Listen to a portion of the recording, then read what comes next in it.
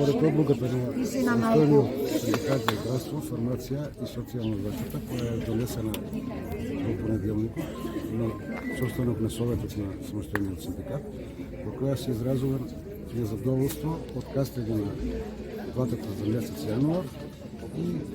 од незадоволство од непочитување на анекс измени на колективниот договор,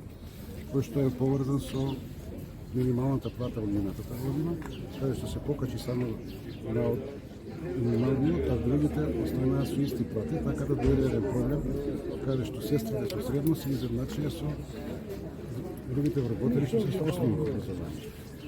Истиот проблем сега ќе се преглаваши, кога ќе во март поново ќе се качи минималната плата, сестрите со средно ќе дојдат испод минималната плата. Така да тој проблем, така да стои анекс договор да биде решен. И е во тек решавање, ова е вид да се укаже нека на проблем.